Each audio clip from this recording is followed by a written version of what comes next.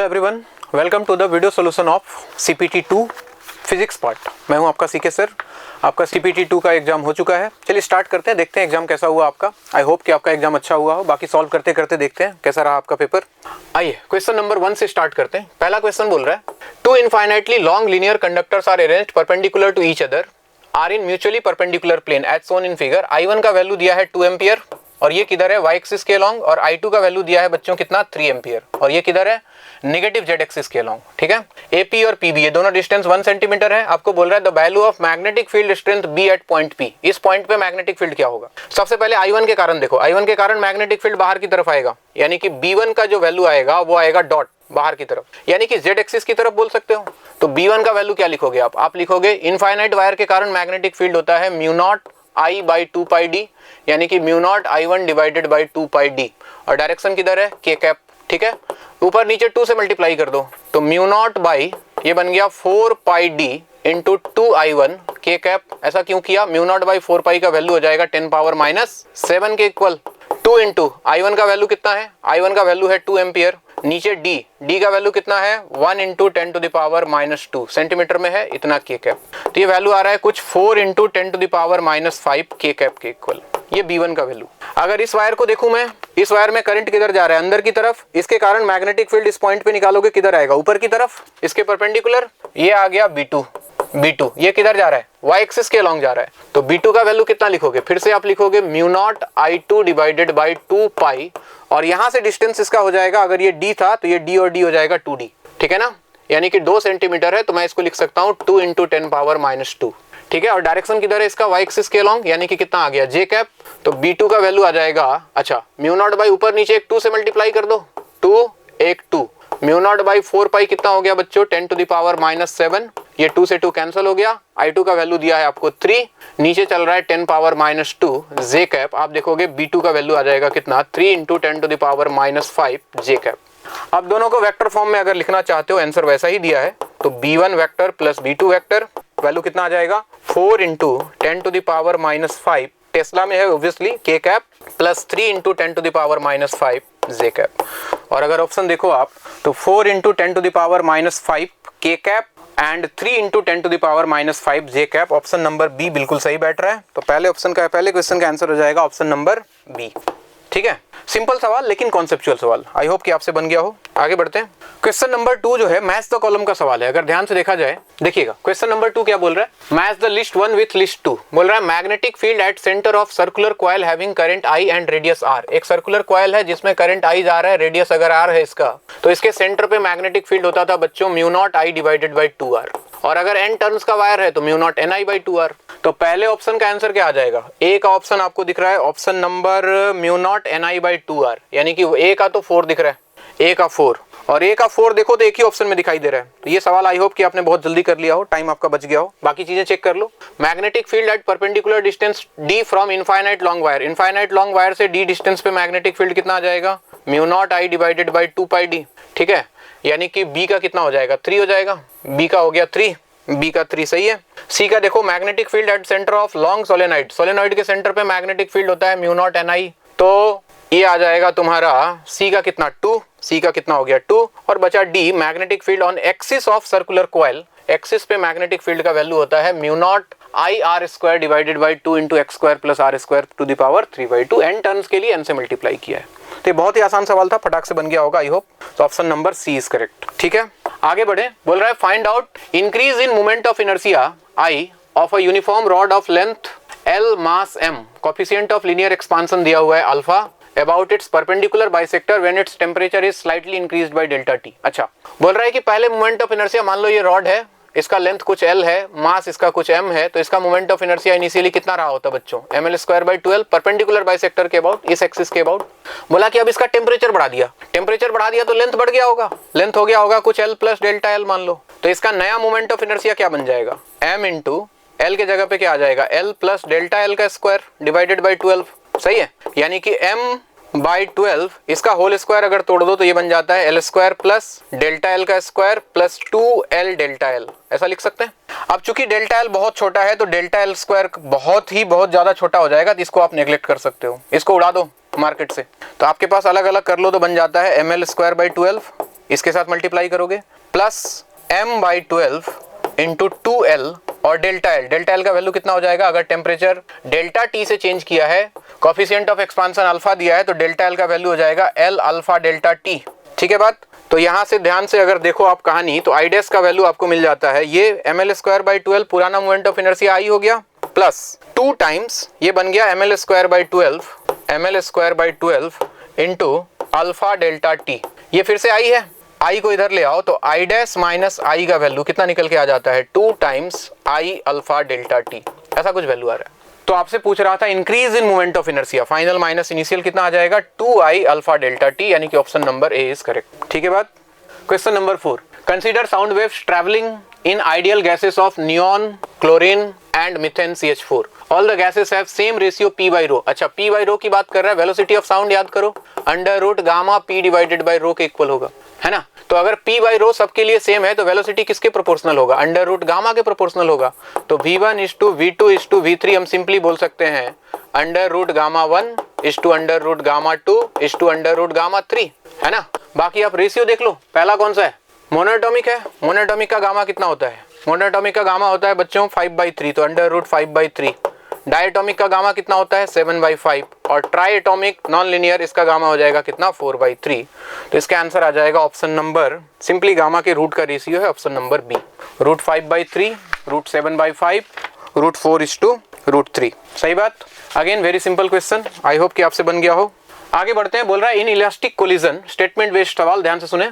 बोल रहा है statement 1, in elastic collision before collision initial kinetic energy of system is equal to final kinetic energy of system after collision and total momentum is conserve. बिल्कुल सही बोल रहा है। Elastic collision में total kinetic energy system का conserve मानते हैं और टोटल मोमेंटम भी कंजर्व होता है पूरे सिस्टम का नेट अगर बात करें।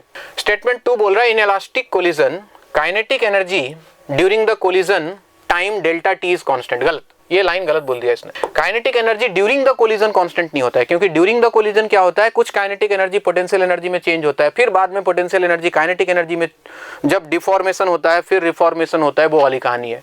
तो ड्यूरिंग कोलिजन कांस्टेंट नहीं होता है, इनिशियल एंड फाइनल को में कंजर्व होता है। तो इसका ऑप्शन हो जाएगा statement 1 is true, statement 2 is false. Statement 1 is true, statement 2 is false, option number C is correct. ठीक है, चलिए आगे बढ़ते हैं क्वेश्चन नंबर 6 की तरफ। बोल रहा है coil is placed in magnetic field of 0.02 tesla. This coil start shrinking, transverse magnetic field है। Coil start shrinking at the rate of 1 millimetre per second. देखना dr/dt का वैल्यू आपको दिया है 1 मिलीमीटर पर सेकेंड। ये तो स्टैंडर्ड सवाल है, आपने कर लिया होगा I think. When its radius is 4 centimetre then what is the value of induced EMF. सबसे पहले फ्लक्स लिखो, फ्लक्स का वैल्यू लिखोगे ba cos थीटा को 0 ले लो क्योंकि परपेंडिकुलर मैग्नेटिक फील्ड है। तो फ्लक्स का वैल्यू आ जाएगा b का वैल्यू दिया है 0.02, एरिया हो जाएगा πr²। ठीक है, तो ईएमएफ निकालने के लिए क्या लिखोगे आप, d∅/dt, डिफरेंशिएट करोगे, वेरिएबल इज रेडियस, तो 0.02 इंटू πr² का डिफरेंशिएशन हो गया 2r इंटू r का dr/dt। ठीक है, वैल्यू रख लो, 0.02 इंटू पाई का वैल्यू कितना आ गया 3.14 इंटू 2 टाइम्स, कब पूछ रहा है जब रेडियस कितना है 4 सेंटीमीटर, यानी कि 4 इंटू 10⁻², और साथ में dr/dt का वैल्यू आ गया, dr/dt का वैल्यू आपको दिया है 1 मिलीमीटर पर सेकेंड, यानी कि 1 इंटू 10⁻³ मीटर पर सेकेंड में। और ये वैल्यू सॉल्व करो तो मोटा मोटी ये वैल्यू आ जाएगा 4 और 2 हो गया 8, 8 और 2 हो गया 16, 16 और 3 यानी कि 50 पॉइंट समथिंग, 5 पॉइंट समथिंग के आसपास आएगा। इसका आंसर कुछ 5 इंटू 10⁻⁻5 और एक यहाँ से आएगा 10⁻⁻6। आई थिंक इसका आंसर आना चाहिए 5 माइक्रोवोल्ट के आसपास। कृपया एक बार आंसर चेक कर लें आप, ऑप्शन नंबर सी इसका करेक्ट बैठ रहा है। ठीक है, ऑप्शन नंबर सी। आगे बढ़े, नेक्स्ट बोल रहा है अगेन मैच द कॉलम। पहला बोल रहा है इंटेंसिटी ऑफ मैग्नेटाइजेशन आई। हम जानते हैं इंटेंसिटी ऑफ मैग्नेटाइजेशन होता है magnetic moment per unit volume. तो ए का हो गया देखो 3, ए का 3 कहीं दिख रहा है, एक ही ऑप्शन दिख रहा है, बड़ी अच्छी बात है, टिक करो आगे बढ़ो। अगर फिर भी चेक करना चाहते हो तो आपकी इच्छा है। मैग्नेटिक ससेप्टिबिलिटी जीटा होता है I/H के बराबर, तो 2 का हो गया 4, मतलब बी का 4 सही बैठ रहा है। परमेबिलिटी म्यू का वैल्यू कितना होता है बच्चे, μ0 इंटू I+H, μ0 इंटू 1+ζ, सॉरी। तो ये वैल्यू आ गया C का 2 सही बैठ रहा है, और D का 1। D में क्या है, क्यूरीज लॉ आप जानते हो, ये C μ0/T के बराबर होता है। तो option number A is correct. हालांकि पहला देख के ही समझ में आ रहा है क्या आंसर है, क्योंकि ए का 3 और किसी ऑप्शन में है नहीं। तो आई होप कि यहाँ भी आपका टाइम बचा हो। Next A rod of length L rotates with uniform angular velocity omega about its perpendicular bisector. बोला कि इसके अबाउट ये रॉड जो है ओमेगा से घूम रहा है, बहुत बढ़िया, ऐसे घूम रहा है rod. In a perpendicular magnetic field exist parallel to the axis of rotation. ठीक है, ये मैग्नेटिक फील्ड है। The potential difference between the two ends of the rod. अच्छा, दो एंड के बीच में पोटेंशियल डिफरेंस। अब ध्यान से सुनना बच्चों, ए और बी, इस पॉइंट के रिस्पेक्ट में इसका जितना पोटेंशियल आएगा, इस पॉइंट के रिस्पेक्ट में इसका पोटेंशियल उतना ही आएगा, क्योंकि दोनों का डिस्टेंस क्या है, सेम है। बात समझ में आ रही है? अगर इन दोनों के बीच में पोटेंशियल डिफरेंस पूछता, इन दोनों पॉइंट के बीच में, अगर इसको सी बोल दो, इन दोनों पॉइंट के बीच में पोटेंशियल डिफरेंस पूछता VC माइनस VA, तो वैल्यू आता B omega L square by 2। Similarly VC minus VB, centre और इस पॉइंट के बीच में पोटेंशियल डिफरेंस पूछता तो वैल्यू आता B omega L square by 2। Sorry, VC minus VB अगर पूछता तो ये वैल्यू आ जाता आपका कितना, ये हाई पोटेंशियल पे B omega L square by 2। अगर आप दोनों को सब्ट्रैक्ट कर लेते, VC कैंसिल हो जाता, minus VA minus minus plus VB, और इधर वैल्यू आ जाता 0, यानी कि VA इक्वल टू क्या आने वाला है, VB। यानी कि दोनों एंड के बीच में जो पोटेंशियल डिफरेंस आने वाला है बच्चों, वो कितना आने वाला है, 0 आने वाला है। ठीक है, option number A is correct.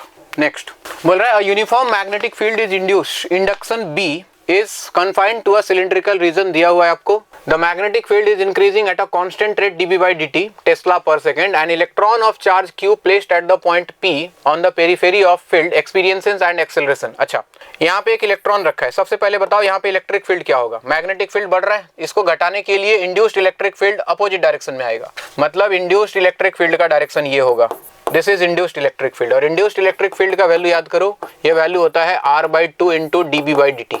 हालांकि R की जगह कैपिटल R दिया हुआ है, तो इंड्यूस्ड इलेक्ट्रिक फील्ड का वैल्यू आएगा R/2 into rate of change of magnetic field at that point, जो भी दिया है।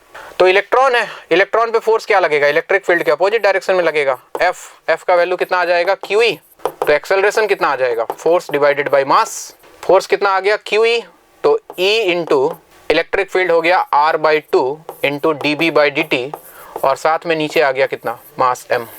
ये आ गया एक्सेलरेशन। तो आपसे बोल रहा है एक्सपीरियंसेस एंड एक्सेलरेशन किधर की तरफ आएगा, सबसे पहले फोर्स किधर लग रहा है, लेफ्ट, तो लेफ्ट की तरफ एक्सेलरेशन आएगा ER divided by twice m into dB by dt। Option number A is correct. This question is from induced electric field. I hope कि आपने कर लिया हो। Next, in the given circuit find the ratio of I1 to I2 where I1 is the initial current. अच्छा, t equal to 0 पे current बच्चों I1 है, t equal to 0 पे बताओ, t इक्वल टू 0 पे इंडक्टर ओपन सर्किट जैसा behave करेगा, तो इसको ओपन कर लो, ये वाले सर्किट में करंट नहीं जाएगा, 4 और 6 सीरीज में आ जाएगा, तो 4 और 6 हो गया 10, तो करंट का वैल्यू आएगा 10 बाई कितना, 10, यानी कि 1 एम्पियर के इक्वल। और t इक्वल टू इन्फिनिटी पे क्या हो जाएगा, ये क्लोज सर्किट जैसा बिहेव करेगा, 4 और 4 पैरेलल में आ जाएगा, 4 और 4 पैरेलल में हो गया 2 के साथ 6 हो गया कितना, 8, तो I2 का वैल्यू आएगा कितना, 10 बाई 8, यानी कि कितना, 5/4। आपसे पूछ रहा है I1 बाई I2 का वैल्यू कितना आ जाएगा, value 1 divided by 5/4, that is 4 divided by 5, answer is 0.8। Option number देखो, option number B is correct. Very simple question, I hope कि सबने कर लिया होगा ये सवाल। नेक्स्ट क्वेश्चन नंबर 11 बोल रहा है resistor R, inductor L, capacitor C, voltmeters दिया है आपको। देखो, एक V1 R के क्रॉस है, V2 L और C के क्रॉस है, और V3 तीनों के क्रॉस है। आपसे बोल रहा है इन सर्किट में कनेक्ट कर दिया, when the frequency of oscillator is increased up to resonance frequency. मतलब रेजोनेंस हो गया, और रेजोनेंस अगर हो गया तो रेजोनेंस वाले कंडीशन पे याद करो, सारा का सारा वोल्टेज जो है वो R के क्रॉस आ जाएगा, है ना, क्योंकि VL और VC एक दूसरे को क्या करने वाला है, कैंसिल करने वाला है, यानी कि इन दोनों के क्रॉस नेट वोल्टेज जो आएगा 0 आएगा, यानी कि V2 का वैल्यू 0 आएगा। और हो सकता है आपसे यही पूछा हो, the volt meter reading is 0 in the case of V2। Option is volt meter V2, इनके क्रॉस नेट वोल्टेज जो होगा वो 0 आएगा। ठीक है, अगेन सिंपल क्वेश्चन। आपसे बोल रहा है transformer is employed to reduce to 20 volt. देखो, इनपुट वोल्टेज दिया है, आउटपुट वोल्टेज दिया है, प्राइमरी करंट दिया है, सेकेंडरी करंट दिया है, एफिशिएंसी पूछ रहा है। एफिशिएंसी होता है बच्चों P output by P input. P output हो गया secondary voltage, secondary current divided by primary voltage, primary current. Secondary voltage कितना है, सेकेंडरी वोल्टेज है 11, और सेकेंडरी करंट कितना है बच्चों, 90। प्राइमरी वोल्टेज कितना है, 220, और प्राइमरी करंट कितना है, 5 एम्पियर। परसेंटेज में लाने के लिए 100 से मल्टीप्लाई कर लो, 11 से गया 2 मतलब 20, ये 0 से ये 0 गया, और 2 और 5 से ये 0 और चला गया, तो 10 इंटू 9 ये वैल्यू आ रहा है कितना, 90% is the efficiency of transformer. Again simple question, option is D. Next, 100 volt AC source of angular frequency omega का वैल्यू दिया है बच्चों कितना 500 is connected to LCR circuit जहां L का वैल्यू दिया है 0.8। तो बताओ XL कितना आ जाएगा ओमेगा L यानी कि 500 इंटू 0.8 ये वैल्यू आ रहा है कितना 400 ओम। XC निकाल लो, क्या पता रिजोनेंस में हो। सबसे पहले तो मैं यही चेक कर लेता हूँ। ओमेगा का वैल्यू है 500 और C का वैल्यू दिया है 5 माइक्रोफेराड। 5 इंटू 10⁻⁻6 2 जीरो गया, ऊपर गया 4 जीरो और नीचे बच गया 25। 25 से गया 400, आ गया ना रेजोनेंस में। दोनों बराबर आ गया, बराबर आ गया मतलब सर्किट किस में है रेजोनेंस में है। और जब सर्किट रेजोनेंस में है आपसे क्या पूछ रहा है the potential difference across the resistance. जो भी वोल्टेज अप्लाई किया है वो सारा का सारा रेजिस्टेंस के अक्रॉस मिलेगा, यानी कि 100 वोल्ट बोला है तो 100 वोल्ट इज द आंसर। सही बात। नेक्स्ट क्वेश्चन नंबर 14 बोल रहा है N AC circuit consist of inductor of inductance कितना दिया है बच्चों 0.5 Henry, capacitor of capacitance 8 microfarad in series. The current in the circuit is maximum when angular frequency. याद करो मैक्सिमम करंट होता है ओमेगा इक्वल टू 1/√LC पे 1/√L। L का वैल्यू है 0.5 और C का वैल्यू है बच्चों 8 इंटू 10⁻⁻6। ठीक है, तो ये वैल्यू आ गया 1/√, में ये हो गया 4 इंटू 10⁻⁻6 यानी कि 1/2 इंटू 10⁻⁻3 1000/2 ये वैल्यू आएगा कुछ 500 रेडियन पर सेकेंड। और ऑप्शन देखा जाए तो option number A is correct. ठीक है बात। नेक्स्ट क्वेश्चन नंबर 15 बोल रहा है capacitor is having a capacity of 2 picofarad. Potential difference across the capacitor is changing with value dV/dt का वैल्यू दिया है बच्चों देखो 10⁻12 वोल्ट पर सेकेंड। द डिस्प्लेसमेंट करंट आप जानते हो डिस्प्लेसमेंट करंट पूछे चाहे कंडक्शन करंट पूछे दोनों का वैल्यू सेम होता है। dQ/dt से आप सॉल्व कर सकते हो इसको सिंपली। d/dt ऑफ q को क्या लिख सकते हो CB, C कांस्टेंट है बाहर आ जाएगा इंटू dV/dt। वैल्यू दिया हुआ है C का वैल्यू दिया है बच्चों 2 पिकोफैराड यानी कि 2 इंटू 10⁻12 और dV/dt का वैल्यू आपको दिया है कितना देखो ध्यान से 10⁻12 वोल्ट पर सेकेंड। 10⁻12 से 10⁻12 गया ये वैल्यू आ रहा है 2 एम्पियर के इक्वल, यानी कि डिस्प्लेसमेंट करंट आ जाएगा इस सिचुएशन में कितना 2 एम्पियर। तो इसका आंसर हो जाएगा option number A. Next question number 16 की अगर बात करें बोल रहा है for a plane electromagnetic wave propagating in x direction. Electromagnetic wave का डायरेक्शन दे दिया बच्चों V से अगर डिनोट करूं I cap. Which of the following combination gives the correct possible direction for electric field and magnetic field। आप जानते हो कि E क्रॉस B जो होता है वो इलेक्ट्रोमैग्नेटिक वेव का डायरेक्शन देता है। मतलब E cross B electric field और मैग्नेटिक फील्ड का क्रॉस प्रोडक्ट करने से आपको I कैप मिलना चाहिए, इलेक्ट्रोमैग्नेटिक वेव का डायरेक्शन मिलना चाहिए। अब बाकी क्रॉस प्रोडक्ट करके देखते रहो बच्चों। जैसे पहले वाले में देखूं minus of J cross J तो 0 हो गया, माइनस माइनस प्लस आ जाएगा, J क्रॉस K क्या आ जाएगा I कैप। फिर आ जाओ K क्रॉस J क्या आएगा माइनस I, माइनस माइनस क्या हो जाएगा प्लस I कैप और K क्रॉस K 0 हो जाएगा, ये 2I कैप आ रहा है। तो पहला ही ऑप्शन सही दिख रहा है मुझे। तो बाकी आप चेक करके देख लेना। यहाँ चेक करो J cross J 0, J cross minus K कितना आएगा माइनस I कैप। फिर K क्रॉस J होता है माइनस माइनस माइनस हो जाएगा प्लस I कैप। यहाँ पे देखो I और I भी कैंसिल हो गया। ठीक है, तो ये गलत है। इसी तरह से आप बाकी ऑप्शन चेक कर लेना। मेरे हिसाब से option number A is correct. मतलब इलेक्ट्रिक फील्ड और मैग्नेटिक फील्ड का क्रॉस प्रोडक्ट इलेक्ट्रोमैग्नेटिक वेव का डायरेक्शन बनना चाहिए, सिंपल सी बात है। नेक्स्ट असर्शन रीजन सवाल देखिए बोल रहा है photoelectric effect can only be explained by the wave nature of light. पहला ही गलत है। रीजन बोल रहा है for every metal there exist a limiting frequency of incident light called threshold frequency below which electron emission is not possible. बिल्कुल सही बोल रहा है कि हर मेटल के लिए एक मिनिमम फ्रीक्वेंसी चाहिए होता है जिसको हम लोग थ्रेशोल्ड फ्रीक्वेंसी बोलते थे। याद करो थ्रेशोल्ड फ्रीक्वेंसी।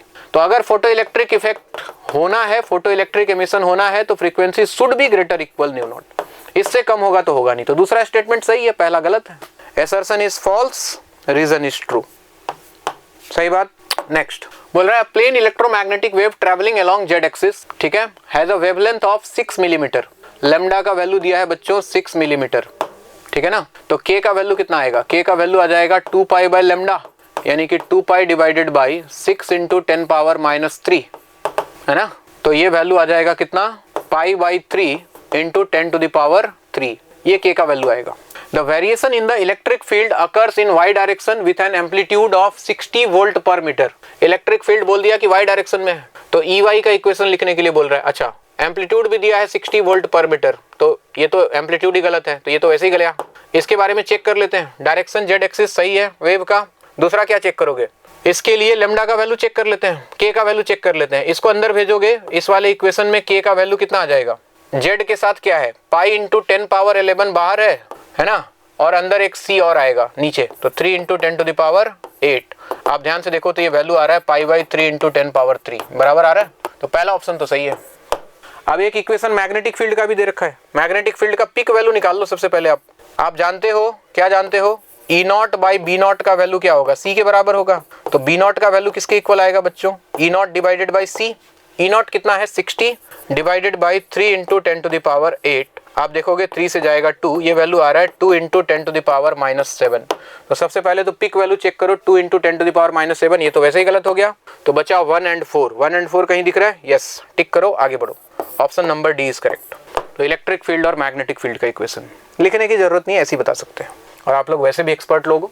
अगला सवाल बोल रहा है square loop carrying steady current I is placed in horizontal plane near a long straight conductor carrying steady current. अच्छा, ये बड़ा स्टैंडर्ड सवाल है, कई बार पूछा गया, ध्यान सुनना।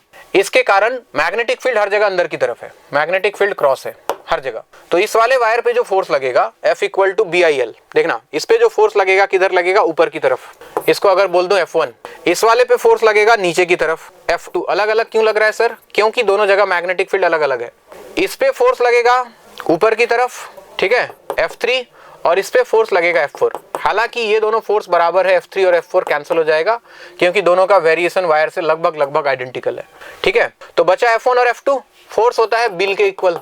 मैग्नेटिक फील्ड अगर ध्यान से सोचो तो पहले वाले सिचुएशन में वायर ज्यादा पास है, तो इसके लिए मैग्नेटिक फील्ड ज्यादा आएगा, यानी कि F1 का वैल्यू ज्यादा आएगा किससे, F2 से। यानी कि ओवरऑल F1 का वैल्यू ज्यादा है, मतलब ये लूप किधर होगा, अट्रैक्ट होगा वायर की तरफ। बाकी ऑप्शन पढ़ो। A net repulsive force away from conductor गलत, नेट टॉर्क गलत, नेट टॉर्क गलत, a net attractive force towards the conductor. ये ऑप्शन नंबर डी सही है, ठीक है बात। Next question number 20, the time period of system shown below. अच्छा ध्यान से देखो, अगर K इक्विवेलेंट निकाल लो, K इक्विवेलेंट कितना आएगा बच्चों, ये दोनों पैरेलल में K और K कितना हो गया 2K, ठीक है, और 2K के साथ ये 2K भी पैरेलल में है ना, ये कॉम्बिनेशन पैरेलल में होता है, ध्यान रहे। इधर एक ब्लॉक लगा है, इधर 2K है, इधर 2K है, ये दोनों पैरेलल में है, तो K इक्विवेलेंट आएगा 2K प्लस 2K, यानी कि कितना 4K। टाइम पीरियड आप जानते हो 2π√m divided by K equivalent, K equivalent के जगह पे आ जाएगा 4K, तो 2π√m divided by 4K, option number C is correct. Next question number 21, the equation of progressive wave y equal to दिया हुआ है something something something, x and y are in metre दिया है। ऐसा इक्वेशन तो बार बार पूछा जाता है, कर ही लिया होगा आपने। वेलोसिटी पूछ रहा है, वेलोसिटी होता है बच्चों omega by k, omega by k याद ना रहे तो coefficient of t divided by coefficient of x। Coefficient of t देखो 2π तो दोनों में है, हालांकि लिख लो 2π divided by 0.01 divided by coefficient of x हो जाएगा बच्चों 2π डिवाइडेड बाई 0.3, 2π उड़ गया, 0.3 डिवाइडेड बाई 0.01 है ना, ये पॉइंट से पॉइंट उड़ा दोगे, 30 मीटर पर सेकंड के आसपास वेव का स्पीड आएगा, option number A is correct, ठीक है। 22 बोल रहा है pipe of 30 centimetre long open at both and. देखना ओपन ऑर्गन पाइप है, 30 सेंटीमीटर का लेंथ दिया है, स्पीड ऑफ साउंड दिया है कितना 330 metre per second. Which harmonic mode of the pipe resonates at 1.1 kilohertz. आप जानते हो ओपन ऑर्गन पाइप में Fn का वैल्यू होता है n टाइम्स F1, और F1 का वैल्यू होता है बच्चों कितना V डिवाइडेड बाई 2L। अब बोल रहा है कि कितना फ्रीक्वेंसी होना चाहिए इसका 1.1 का मतलब हो गया 1100 हर्ट्ज, सही है, किलो हर्ट्ज में दिया है, equal to n times V का वैल्यू दिया है कितना 330 divided by 2 into length of pipe दिया है बच्चों 30 सेंटीमीटर, मतलब 30 इंटू 10⁻⁻2 बोल सकते हैं मीटर में, सही है ना। ये देखो ये 0 से 0 गया, ये 3 से गया 11, ये 11 से चला गया 100, ठीक है। तो n का वैल्यू अगर आप देखो तो 100 इंटू 2 इंटू ये 10⁻⁻2 इधर आ जाएगा, ये कैंसिल हो गया, n का वैल्यू आ रहा है 2, मतलब सेकंड हार्मोनिक जो है वो इसके साथ रेजोनेंस में है, second harmonic, option number C is correct, ठीक है। क्वेश्चन नंबर ये था आपका 22। चलिए आगे बढ़ते हैं क्वेश्चन नंबर 23 की तरफ। फिर से असर्शन रीजन बोल रहा है solids can support both longitudinal and transverse wave but only longitudinal waves can propagate in gases. बिल्कुल सही बोल रहा है, इसके पीछे रीजन होता है कि सॉलिड्स जो होता है, इसके पीछे रीजन क्या है पहले पढ़ लो, सही है कि नहीं वो देख लो। For the propagation of transverse waves medium must also necessarily have the property of rigidity. बिल्कुल, क्योंकि ट्रांसवर्स वेव में शेप एंड साइज भी चेंज होता है, ठीक है ना। शेप एंड साइज चेंज होने के लिए रिजिडिटी का होना, या फिर जिसको आप लोग शियर बोलते हो, शियर स्ट्रेस है ना, उसका होना बहुत जरूरी है। तो रीजन भी सही है, असर्शन भी सही है, ठीक है, और इसका करेक्ट एक्सप्लेनेशन भी है बच्चों। तो ऑप्शन हो जाएगा इसका assertion and reason both are true and reason is correct explanation of assertion. Question number 24, a parallel plate capacitor has capacity C, बढ़िया। Separation between plates is doubled and the dielectric medium is introduced between the plates. बोला कि पहले capacity C है, capacity होता है बच्चों epsilon naught A divided by D, ठीक है। अब बोला है कि C डैश का जो वैल्यू है, क्या किया है, प्लेट्स के बीच का सेपरेशन को बढ़ा दिया, नीचे कर दिया 2D। फिर क्या बोला, and the dielectric medium is introduced between the plates if the capacity, मान लो कुछ K टाइम्स कर दिया होगा, epsilon naught A divided by 2D। अब बोला कि कैपेसिटी 2C हो गया, C डैश का वैल्यू, तो K times epsilon naught A by 2D है ना, और 2 टाइम्स C का वैल्यू कितना है, epsilon naught A by D, ठीक है, equal to K times epsilon naught A by 2D। आप देखो epsilon naught A by D, epsilon naught A by D गया, K का वैल्यू आ रहा है बच्चों 4, यानी कि इसका आंसर हो जाएगा कितना, ऑप्शन नंबर C 24। आइए नेक्स्ट बढ़ते हैं क्वेश्चन नंबर 25 की तरफ। बोल रहा है capacitor of capacity C1 is charge to potential V0। अच्छा, इसको देखो C1 को V0 से चार्ज किया and now it is connected with a capacitor of capacity C2 as shown in figure. ये C2 के साथ कनेक्ट कर दिया पैरेलल में। The ratio of energies before and after the connection of switch S will be. Ratio of energy पूछ रहा है, initial energy कितना आएगा, इनिशियल एनर्जी आएगा हाफ C1 V0 स्क्वायर, ठीक है। कनेक्ट करने के बाद फाइनल पोटेंशियल डिफरेंस कितना हो जाता है बच्चों, पढ़ा होगा आपने, C1 V1 plus C2 V2 divided by C1 plus C2, है ना। C1 कितना है, C1 ही है, V1 कितना था, V0 plus C2 V0 V2, उसका वोल्टेज तो 0 था, divided by C1 plus C2। तो फाइनल पोटेंशियल डिफरेंस आ जाना है कितना, C1 V0 divided by C1 plus C2।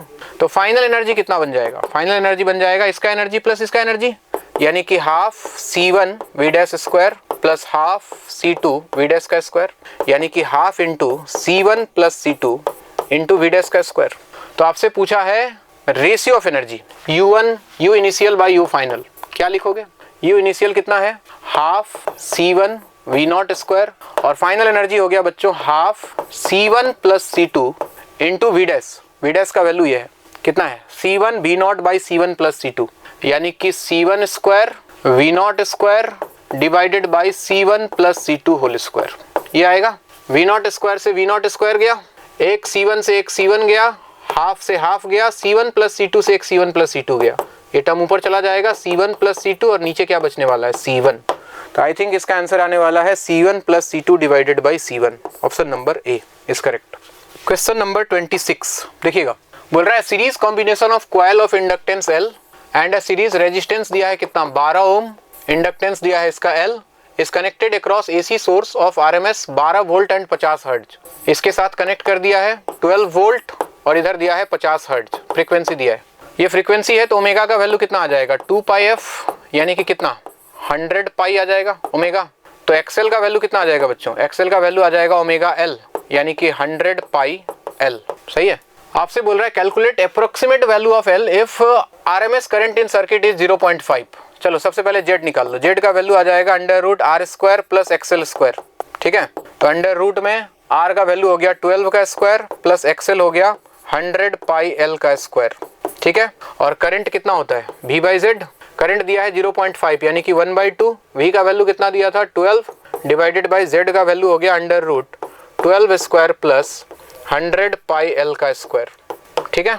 Squaring कर लो बोथ साइड, ये बन गया 1/4, इधर आ गया कितना 12 स्क्वायर हो गया 144, नीचे आ गया कितना 12 स्क्वायर प्लस 100 पाई L होल स्क्वायर, ठीक है। इसको इधर ले आओ, इधर आके बन गया ये 144 प्लस 100 पाई L का स्क्वायर, RHS में चला गया 144 इंटू 4, इसको उधर भेजोगे तो 100 पाई L का स्क्वायर RHS में चला गया 144 इंटू 4 माइनस 144, ये बन जाएगा 144 इंटू 3, स्क्वायर हटाओगे तो 100 पाई L इज इक्वल टू आएगा, इसका रूट हो गया 12 इंटू रूट 3, ऐसा वैल्यू आएगा। L का वैल्यू आएगा 12 रूट 3 डिवाइडेड बाई कितना 100 पाई, ठीक है। तो 12 इंटू रूट 3 का वैल्यू 1.73, नीचे आ गया 100 इंटू पाई का वैल्यू कितना 3.14। तो मोटा मोटी अगर कैलकुलेशन करने जाया जाए, मोटा मोटी, ठीक है ना, ये 3 से अगर मैं इसको ये इससे इसको अगर 2 से काट दूं और 12/2 कितना होता है 6/100, तो ये वैल्यू आ रहा है 0.06 के आसपास, 0.066, option number C I think सही बैठना चाहिए, एक बार चेक कर ले आप लोग। नेक्स्ट क्वेश्चन नंबर 27 बोल रहा है in the circuit diagram shown below the resultant capacitance between P and Q। Simple सवाल, 2 और 3 पैरेलल में बच्चों कितना हो गया 5, और 5 के साथ 12 और 20 सीरीज में, है ना। तो 1/C equal to 1/5 plus 1/12 plus 1/20, ऐसे कर सकते हो चाहो तो। और नहीं तो बारी बारी से कर लो। 5 और 20 का निकाल लो पहले। 5 और 20 का आ जाएगा कितना, 5 इंटू 20 डिवाइडेड बाई 5 प्लस 20 कितना 25, 5 से गया 5, 5 से गया 4 और 4 के साथ 12 का निकाल लो। 12 इंटू 4 डिवाइड बाई 12 प्लस 4 हो गया 16, 4 से गया 4, 4 से गया 3, आंसर आना चाहिए 3 microfarad. Option number B. Simple सवाल, ये सबने कर लिया होगा 100%। क्वेश्चन नंबर 28 बोल रहा है the maximum velocity of electron emitted by light of wavelength lambda incident on surface of a metal of work function phi. आप जानते हो ई का वैल्यू होता है बच्चों 5 प्लस के मैक्स के बराबर, ठीक है। तो के मैक्स का वैल्यू कितना आएगा, ई माइनस 5, ठीक है। वेवलेंथ दिया है लैम्डा, तो ई का वैल्यू हो गया H C by lambda minus 5। ये के मैक्स हो गया हाफ एम वी स्क्वायर, आपसे भी पूछ रहे हैं भी का वैल्यू है ना, तो ये वैल्यू आ जाएगा कितना, half M V square is equal to H C minus lambda 5 divided by lambda, बाकी को उधर भेजो।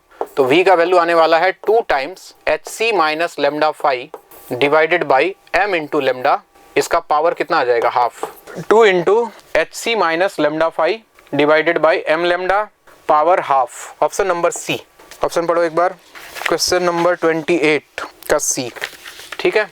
आगे बढ़ते हैं क्वेश्चन नंबर 29 की तरफ। बोल रहा है what is the ratio of de Broglie wavelength of electron in the second and third Bohr's orbit in the hydrogen atom. आप याद करो value 2 pi R equal to N lambda है ना, तो लेमडा का वैल्यू कितना आएगा 2 pi R divided by N, और आर होता है बच्चों 0.529 N square by Z. Hydrogen है तो जेड का वैल्यू तो सेम रहेगा, तो आर प्रोपोर्शनल हो गया एन स्क्वायर के, तो लेमडा प्रोपोर्शनल हो जाएगा किसके, एन स्क्वायर ऊपर आएगा, एक एन नीचे है, यानी कि लेमडा प्रोपोर्शनल हो जाएगा सिंपली किसके, एन के।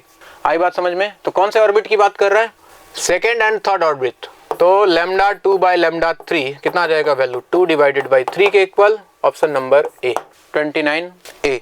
चलिए जी आगे बढ़ते हैं क्वेश्चन नंबर 30 की तरफ। क्वेश्चन नंबर 30 बोल रहा है disc has mass 9m, total mass इसका 9m है, and radius r, a hole of radius r by 3 is cut from it as shown in the figure. ठीक है ना, तो एक काम करते हैं, सबसे पहले डिस्क का मास अगर टोटल 9m है तो इसका डेंसिटी कितना आ जाता बच्चों, अगर इसका डेंसिटी निकालूं तो वैल्यू आ जाएगा टोटल मास डिवाइड बाय इसका टोटल एरिया। टोटल एरिया कितना हो जाएगा पाई आर स्क्वायर, ये मास डेंसिटी हो जाता। तो अगर छोटे वाले डिस्क का बात करूं मैं, जिसका रेडियस कितना दिया है बच्चों r/3 दिया है, इसका मास अगर निकालने जाऊं m डैश बोल दूं, तो इसका मास क्या लिखोगे, मास डेंसिटी मल्टीप्लाइड बाय इसका एरिया पाई इंटू r/3 का स्क्वायर। और आप ध्यान से देखो तो सिग्मा का वैल्यू कितना है 9m divided by pi R square multiplied by pi R square divided by 9, 9 से 9 जाएगा, पाई आर स्क्वायर जाएगा, यानी कि इसका वैल्यू m के बराबर आएगा। ठीक है बात, छोटे वाले डिस्क का मास। आगे बढ़ो, क्या बोल रहा है, The moment of inertia of the remaining part about the axis passing through the center O of the disc and perpendicular to the plane of the disc। अच्छा, इस एक्सिस के अबाउट रिमेनिंग पार्ट का moment of inertia कितना होगा। पहले total part का moment of inertia कितना होता, आई टोटल अगर मैं निकालता इस एक्सिस के अबाउट तो क्या लिखता मैं वैल्यू mr स्क्वायर बाई 2, इसका टोटल मास कितना है 9m, डिस्क का एक्सिस के about into R square divided by 2, ये वैल्यू आता। अब जिस पार्ट को रिमूव किया इसका मोमेंट ऑफ इनर्शिया निकाल लो, इस वाले पार्ट का मोमेंट ऑफ इनर्शिया सेंटर के अबाउट। अब देखो यहाँ पे लगा रहा हूं मैं कौन सा पैरेलल एक्सिस थ्योरम लगा लो, इस पॉइंट के अबाउट इसका मोमेंट ऑफ इनर्शिया कितना होता है mr स्क्वायर बाई 2, यानी कि m इंटू रेडियस इसका कितना है r/3 square divided by 2, centre of mass के about plus mr square parallel axis theorem से, तो प्लस इसका मास और यहाँ से इसका डिस्टेंस कितना दिया है 2r/3, तो 2r/3 होल स्क्वायर। ठीक है, तो ये वैल्यू आ जाता है कितना mr square divided by 9 into 2 कितना हो गया बच्चों 18, प्लस ये वैल्यू बन जाता है 4/9 mr स्क्वायर। सही है, दोनों में एलसीएम ले लोगे कितना 18 आ जाएगा नीचे, यहाँ आ गया mr square plus 8 mr square, और ये वैल्यू बन जाता है कितना 9 mr स्क्वायर डिवाइडेड बाई 18, यानी कि वैल्यू आ रहा है mr स्क्वायर बाई 2। तो टोटल मोमेंट ऑफ इनर्शिया में से एक काम करो, इसका मोमेंट ऑफ इनर्शिया रिमूव कर दो, तो आई नेट जो आएगा रिमेनिंग पार्ट का 9 mr स्क्वायर बाई 2 माइनस कितना mr स्क्वायर बाई 2, 9 माइनस 1 कितना हो गया 8/2, कितना आ गया वैल्यू 4 mr स्क्वायर। और अगर ऑप्शन देखा जाए तो ऑप्शन नंबर सी करेक्ट बैठ रहा है, option number C is correct. ठीक है बात, आगे बढ़े। क्वेश्चन नंबर 31 बोल रहा है the fundamental frequency of a closed organ pipe is same as, closed organ pipe का बच्चों फंडामेंटल फ्रीक्वेंसी होता है v डिवाइडेड बाई 4l, इसको L1 बोल देते हैं। It's same as first overtone, first overtone frequency of open, open का first मतलब सेकंड फ्रीक्वेंसी हो गया, सेकंड हार्मोनिक उसके बराबर है, और उसका वैल्यू हो जाएगा 2 टाइम्स f1, इसका f1 वैल्यू होता है v/2 L1, इसको L2 बोल देता हूँ। ठीक है, if the length of open pipe दिया हुआ है 50 सेंटीमीटर, अच्छा ये वैल्यू दिया, ये V से V कैंसिल हो जाएगा, 2 से 2 कैंसिल हो जाएगा, लेंथ ऑफ क्लोज पाइप पूछ रहा है, तो L1 का वैल्यू कितना आ जाएगा बच्चों, L1 का वैल्यू आ जाएगा L2 डिवाइडेड बाई 4, L2 का वैल्यू आपको दिया हुआ है 50 डिवाइडेड बाई 4, ये वैल्यू कुछ 12.5 सेंटीमीटर के आसपास बनना चाहिए। Option number B is correct. आगे बढ़े, क्वेश्चन नंबर 32 में बोल रहा है when radiation of wavelength lambda is incident on a metallic surface the stopping potential, अच्छा मॉडर्न फिजिक्स देखो, E का वैल्यू होता है बच्चों 5 प्लस काइनेटिक एनर्जी, यानी कि काइनेटिक एनर्जी का वैल्यू कितना हो जाएगा E माइनस 5। इसको स्टॉपिंग पोटेंशियल के टर्म में अगर लिख लूं, या फिर एक काम करो, बोल रहा है कि जब लैम्डा गिरा तो स्टॉपिंग पोटेंशियल 4.8 है, और डबल वेवलेंथ मतलब जब 2 लैम्डा गिरा तो स्टॉपिंग पोटेंशियल 1.6 हो गया, यानी कि दोनों केस में सेम सरफेस है, तो हम ऐसा बोल सकते हैं कि काइनेटिक एनर्जी का जो वैल्यू होगा, इसको EV नॉट लिख लें, EV naught equal to E को क्या लिख लें, HC बाई लेमडा माइनस 5। पहले केस में V नॉट 1 रहेगा, दूसरे केस में V नॉट 2 हो जाएगा, डिवाइड कर लो दोनों को, तो EV naught 1 divided by EV naught 2 equal to HC by lambda 1 minus 5 divided by HC by lambda 2 minus 5, ऐसा बोल सकते हैं। E से E गया, पहले केस में कितना है देखो, स्टॉपिंग पोटेंशियल 4.8 और दूसरे केस में स्टॉपिंग पोटेंशियल हो चुका है कितना, 1.6। पहले केस में वेवलेंथ कितना है, पहले लेमडा था HC बाई लेमडा माइनस 5 और इधर आ गया बच्चों HC by 2 lambda minus 5, double wavelength कर दिया, ये गया 3 से, ये वाला टर्म इधर आएगा, इधर आके बन जाएगा 3HC by 2 lambda minus 3 equal to RHS में चल रहा है कितना, HC बाई लेमडा माइनस 5, इसको इधर ले आओ, 3HC माइनस HC यानी कि 3HC by 2 lambda minus HC by lambda equal to 3 minus 5 हो गया कितना, 2 यहाँ HC by lambda common, 3/2 minus 1 कितना हो गया, 1/2, यानी कि 1/2 HC by lambda is equal to 2 तो यहाँ से देखोगे 5 का वैल्यू आ गया बच्चों कितना, HC डिवाइडेड बाई 4 लेमडा, और आपसे पूछा है वैल्यू ऑफ थ्रेशोल्ड वेवलेंथ, मतलब लेमडा नॉट, 5 को क्या लिख सकते हो आप, HC by lambda naught equal to HC by 4 lambda, HC cancel हो गया, लेमडा नॉट का वैल्यू आ जाएगा कितना, 4 lambda, this is threshold wavelength for the surface. और ऑप्शन नंबर फिर से देखो कौन सा आ रहा है, B is correct. Next question number 33 बोल रहा है read the following statement carefully. पहला बोल रहा है photoelectric effect demonstrates the wave nature of light, सही है, सॉरी गलत है, तो पार्टिकल नेचर है। फिर बोल रहा है statement 2 the number of photo electrons emitted is proportional to the frequency of the light. Number of photo electrons नहीं बच्चों, नंबर ऑफ फोटो इलेक्ट्रॉन्स तो प्रोपोर्शनल इंटेंसिटी के होता है, फ्रीक्वेंसी के नहीं होता है, फ्रीक्वेंसी पे तो एनर्जी डिपेंड करता है, तो ये भी गलत है, proportional to the frequency of the light, यानी कि statement 1 and statement 2 both are false, option number B is correct. ठीक, सिंपल सवाल। नेक्स्ट बोल रहा है the ratio of longest wavelength corresponding to Lyman and Balmer series in hydrogen spectrum. Lyman series की बात करोगे तो 1 बाई लेमडा 1 क्या लिखोगे बच्चों, RZ² इंटू लाइमन के लिए N1 का वैल्यू 1 और लॉन्गेस्ट बोला है तो जस्ट बगल वाले से ट्रांजिशन होना चाहिए, N2 का वैल्यू 2, तो 1 बाई लेमडा 1 का वैल्यू आ जाएगा R, हाइड्रोजन एटम है, Z का वैल्यू 1, 1 माइनस 1/4 हो गया 3/4, इक्वेशन 1। और बामर की बात करोगे तो 1 by lambda 2 equal to R, 1 by N1 का वैल्यू 2 रहेगा, और लार्जेस्ट वेवलेंथ है तो जस्ट बाद वाला यानी कि N2 का वैल्यू 3 कर लो, ठीक है, तो 1 बाई लेमडा 2 का वैल्यू कितना आ जाएगा, ये आ गया 9 माइनस 4 कितना, 5 डिवाइडेड बाई 36, इक्वेशन 2 डिवाइड कर लो, इक्वेशन 2 डिवाइडेड बाई इक्वेशन 1 क्या मिल जाएगा आपको, 1 by lambda 2 divided by 1 by lambda 1 is equal to 5R by 36, इसको डिवाइड करोगे 3R बाई 4 से, मतलब 4 बाई 3R से, R से R गया, 4 से गया 9, ये वैल्यू कुछ आ रहा है 5 by 27, lambda 1 by lambda 2। Option देखा जाए तो 5 बाई 27 ऑप्शन नंबर डी में लाई कर रहा है, ये सही है, सही बात। नेक्स्ट बोल रहा है for an electron revolving in a hydrogen like atom the radii of first 3 orbits are R1, R2, R3 radii and the corresponding time period of revolution are T1, T2 and T3। आपसे इसका ratio पूछ रहा है, तो radius की अगर बात करें बच्चों तो 0.529 n² Z आप जानते हो, सेम एटम की बात कर रहा है तो Z तो सेम रहेगा, यानी कि R प्रोपोर्शनल होगा n² के। तो अगर वो फर्स्ट, सेकंड और थर्ड ऑर्बिट की बात कर रहा है तो R1:2 R2:2 R3 कितना आ जाएगा बच्चों, 1²2²2²3², यानी कि 1:4:9, पहला आंसर। अब 149 देखो यहाँ है। और अगर टाइम पीरियड की बात करें, टाइम पीरियड क्या होता है, टाइम पीरियड होता है 2πr divided by v। r proportional किसके है, n² के, और v प्रोपोर्शनल होता है किसके बच्चों, z बाई n के, यानी कि 1 बाई n के, यानी कि टाइम पीरियड प्रोपोर्शनल आएगा किसके, n³ के। तो T1:T2:T3 क्या बन जाएगा, 1³ 2³ 3³ ये वैल्यू आएगा 1:8:27। तो 149 and 1827 option number D is correct. ठीक है, ये मिसप्रिंट है F1 F2 F3, इस पे ध्यान मत देना, वो T1 T2 T3 है। नेक्स्ट बोल रहा है capacitor store 60 microcoulomb charge when connected across a battery. बोला कि जब एक बैटरी के अक्रॉस कनेक्ट किया तो इसने चार्ज स्टोर किया 60। मान लो ये V है तो Q का वैल्यू आएगा CV, है ना, C इंटू V, और Q का वैल्यू दिया है 60 इक्वल टू CV, इक्वेशन 1। फिर बोल रहा है when the gap between the plates is filled with a dielectric. बोला कि जब इसको किसी डाइलेक्ट्रिक से भर दिया, सेम बैटरी लगाया है तो पोटेंशियल डिफरेंस सेम रहेगा। डाइलेक्ट्रिक मान लो K डाल दिया इसके अंदर, a charge of 120 microcoulomb flows through the capacitor. अच्छा, यहाँ से 120 चार्ज और फ्लो कर गया तो नया चार्ज जो होगा इस पे किसके इक्वल आएगा, Q डैश का वैल्यू। अच्छा, इसका कैपेसिटेंस हो जाएगा KC, कैपेसिटेंस बढ़ गया होगा इसका KC, तो Q डैश का वैल्यू हो जाएगा KC इंटू V। सही है, नया चार्ज कैपेसिटर पे अगर देखें, और K टाइम्स CB का वैल्यू कितना है, CB का वैल्यू 60 है, मतलब नया चार्ज कैपेसिटर पे हो जाएगा 60K। तो पहले चार्ज कितना था, पहले चार्ज था इस पे 60, अब चार्ज हो गया 60K, तो जितना डिफरेंस होगा उतना चार्ज फ्लो किया होगा। मतलब मैं बोल सकता हूं कि 60K minus 60 should be equal to what, charge flown through the capacitor that is 120। 60 common ले लूं तो K माइनस 1 इक्वल टू 120, 60 से गया ये बच्चों 2, तो K माइनस 1 इक्वल टू 2, यहाँ से K का वैल्यू कितना आ रहा है 3, मतलब डाइलेक्ट्रिक कांस्टेंट कितना होना चाहिए था इसका, 3 के बराबर होना चाहिए था।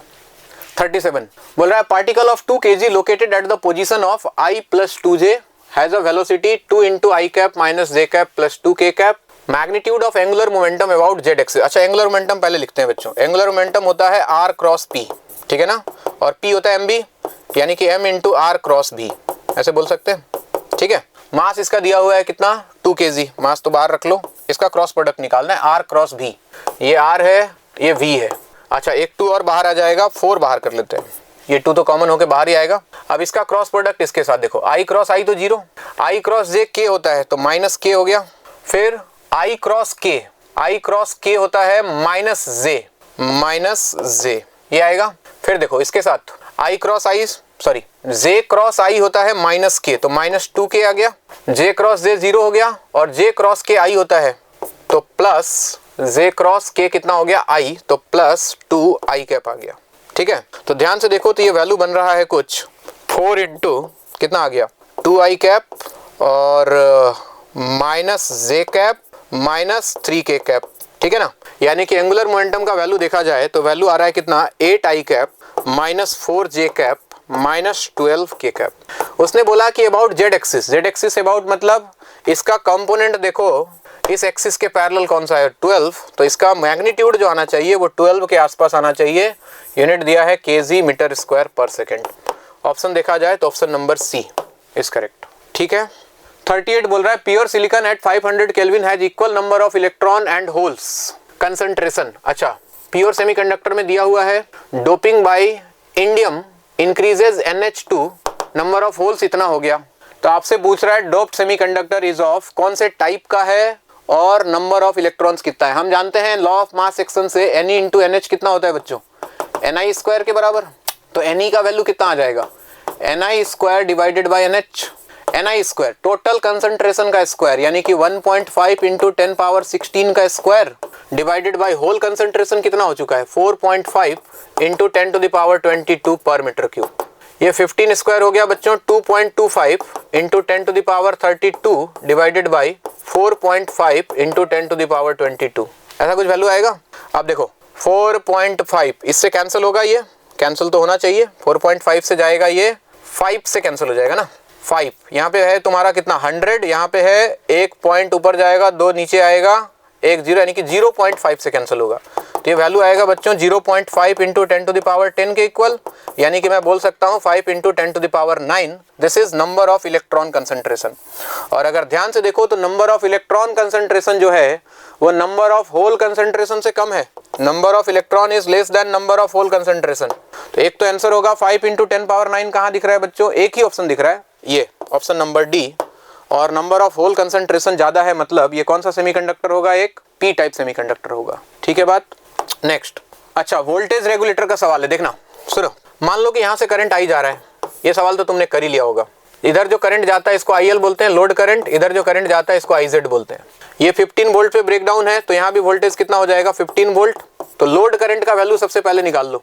लोड करंट का वैल्यू कितना आ जाएगा? लोड करंट का वैल्यू आ जाएगा सर VZ कितना है 15, यही पोटेंशियल डिफरेंस रहेगा, divided by 1000, 15 divided by 1000 ampere, या फिर मैं बोल सकता हूँ 15 milli ampere.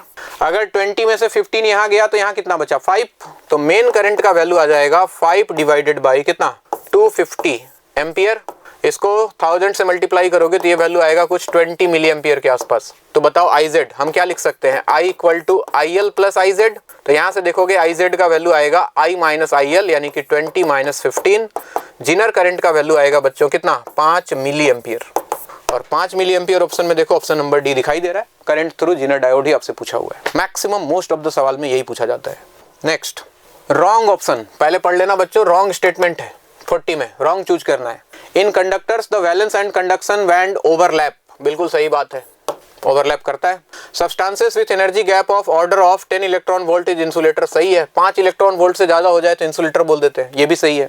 The resistivity of a semiconductor increases with increase in temperature, semiconductor में बच्चों टेम्परेचर बढ़ाने से रेजिस्टेंस कम होता है, टेम्परेचर बढ़ाने से रेजिस्टेंस कम होता है, ठीक है। ये बोल रहा है resistivity of a semiconductor increases with increase in temperature, गलत बोल रहा है ये, ठीक है ना। मतलब हमारे लिए तो यही सही है। और अगला पढ़ लो, the conductivity of a, conductivity की बात कर रहा है।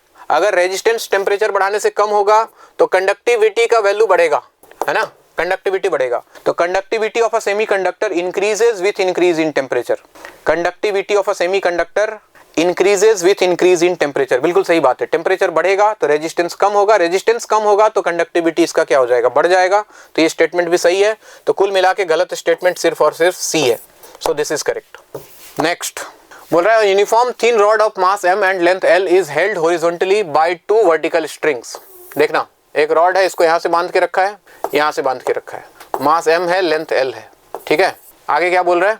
One of the string is cut, एक स्ट्रिंग को काट दिया तो क्या होगा बच्चों, ये घूमेगा इस एंड के about. Find the angular acceleration soon after it is cut, काटने के जस्ट बाद एक्सेलरेशन कितना होगा। अच्छा, इस पे टॉर्क कौन लगा रहा है बच्चों?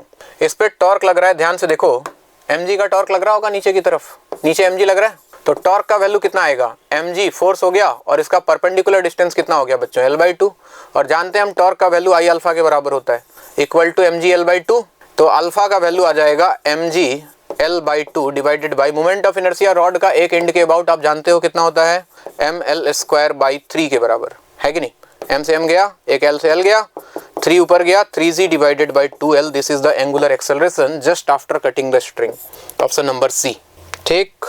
नेक्स्ट बोल रहा है 2 circular disc of radius, disc है दोनों, r and 2r are joint as shown in figure. The discs are made of same material, same thickness. The mass of smaller disc is m, इसका मास दिया है m, इसका मास दिया है m।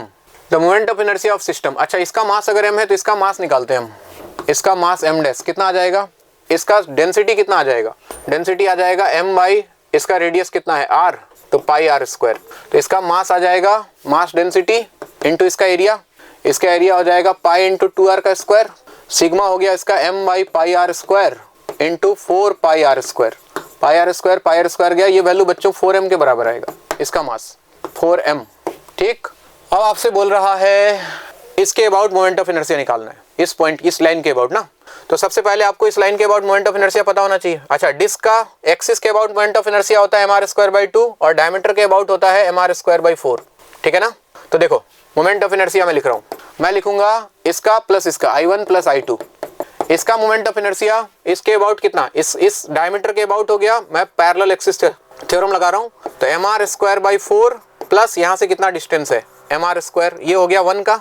और 2 की बात करें तो इसका इस डायमीटर के अबाउट हो जाएगा 4m इंटू रेडियस है इसका 2r square divided by 4, mr²/4 इसके अबाउट प्लस mr², मास हो गया इसका 4m इंटू यहाँ से इसका डिस्टेंस है 2r इसका स्क्वायर, ये हो गया 2 का। अब इसको सॉल्व करना है भाई, देखते हैं आ रहा है कि नहीं आंसर। mr²/4 प्लस mr², ये हो गया कितना 1/4 प्लस 1, 5/4 mr² प्लस इधर देखो ये 4 से 4 गया, ये आ गया वैल्यू कितना 4 mr² प्लस ये हो गया 4 इंटू 4 16 प्लस 4, ये हो गया 20 mr²। एलसीएम ले लोगे अगर तो 20 और 4 कितना हो गया बच्चों 80 + 5 कितना 85 divided by 4 mr²।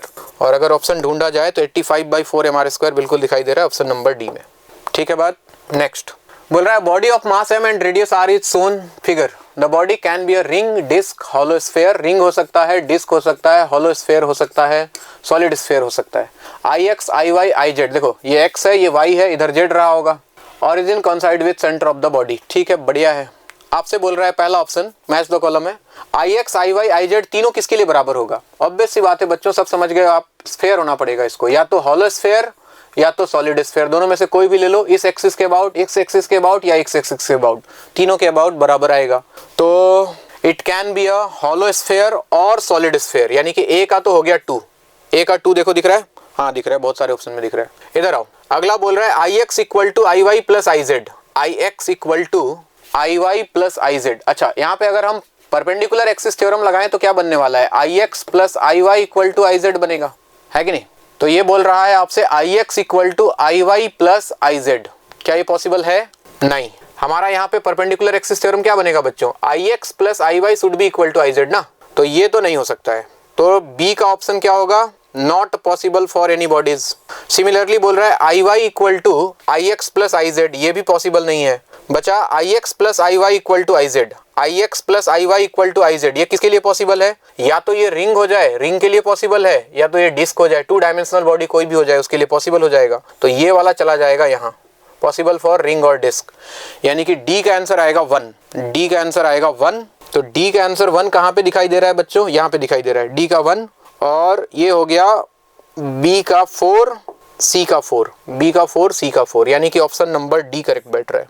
Option number कौन सा करेक्ट बैठ रहा है? ए का 2, ये B4, C4, D1। ठीक है। नेक्स्ट बोल रहा है system consist of 3 particles each of mass m located at points 1, 1, 2, 2 and 3, 3। The coordinates of the centre of मास। अच्छा ये तो सिंपल सवाल हो गया, x कोऑर्डिनेट निकाल लो, वहीं से आंसर आ जाएगा। M1, X1 3 पार्टिकल सबका मास सेम है, तो m × 1 + m × 2 + m × 3 divided by m + m + m कितना आ जाएगा? 3, 2, 5, 1, 6, 6m डिवाइडेड बाई कितना? 3m, ये वैल्यू आएगा 2। और y का भी सेम ही आएगा क्योंकि कोऑर्डिनेट सब सेम दिया हुआ है, तो 2, 2 ये आंसर है इसका। सिंपल सवाल। नेक्स्ट बोल रहा है 4 rods of equal mass AB, BC, CD and DA have masses m, 2m, 3m, 4m। m, 2m, 3m, 4m। ठीक है, सबका मास दिया हुआ है। Given AB, BC, CD, DA सब 4 मीटर का है, ये भी दिया हुआ है। The centre of mass of the system will satisfy. अच्छा x और y का वैल्यू देखो, इसका सेंटर ऑफ मास कहाँ लाई करेगा? इसका सेंटर ऑफ मास यहाँ लाई करेगा m का, इसका सेंटर ऑफ मास यहाँ लाई करेगा 2m का, यहाँ लाई करेगा 3m का, यहाँ लाई करेगा 4m का। x कोऑर्डिनेट निकाल देते हैं। x coordinate of centre of मास कितना हो जाएगा? इसके लिए कितना? m × इसका x कोऑर्डिनेट कितना हो जाएगा? ये 4 है तो आधे पे लाई करेगा, यानी कि 2 प्लस इसका देखो 2m × इसका यहाँ से कितने डिस्टेंस पे? 4 डिस्टेंस पे, प्लस इसका देखो 3m × इसका यहाँ से कितने फिर से पे आएगा? x कोऑर्डिनेट इसके लिए सेंटर पे ही लाई करेगा, यानी कि 2 मीटर पे। और इसका x कोऑर्डिनेट तो 0 हो जाएगा, लिखने की जरूरत नहीं है। नीचे आ गया टोटल मास 4, 3, 7, 2, 9, 1, 10, 10m। कितना आ रहा है वैल्यू? ये 6 + 8 14, 14 + 2 16m डिवाइडेड बाई 10m, ये वैल्यू आ रहा है 1.6, यानी कि x का वैल्यू आएगा <2। y भी निकालना ही पड़ेगा, y निकालो। इसका कितना? m × इसका तो 0 है, इसका y कोऑर्डिनेट 0 होगा। इसका देखो 2m × यहाँ से कितना आएगा? 4 मीटर है तो 2 मीटर पे लाई करेगा, प्लस 3m × इसका कितना? यहाँ पे लाई करेगा, मतलब 4 मीटर पे लाई करेगा, प्लस 4m × इसका भी कितने पे लाई करेगा? 2 मीटर पे लाई करेगा, डिवाइडेड बाई 10m। कितना आ रहा है वैल्यू बच्चों?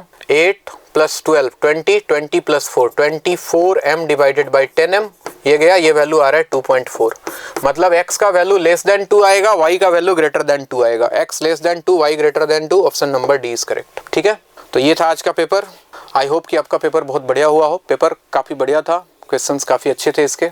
अगर इस पेपर में आप मेरे हिसाब से 150, 160 अगर आप स्कोर कर रहे हो, 150 के ऊपर अगर स्कोर कर रहे हो तो काफ़ी बढ़िया तैयारी चल रहा है आपका। और जिन जिन क्वेश्चंस में आपको डाउट है एक बार उसके सोल्यूशन देखो। अगर कॉन्सेप्ट में प्रॉब्लम है एक बार नोट्स जाके ठीक से पढ़ो, कॉन्सेप्ट को फिर से रिवाइज करो एंड अगला एग्जाम अच्छे से दो। Thank you so much, all the best.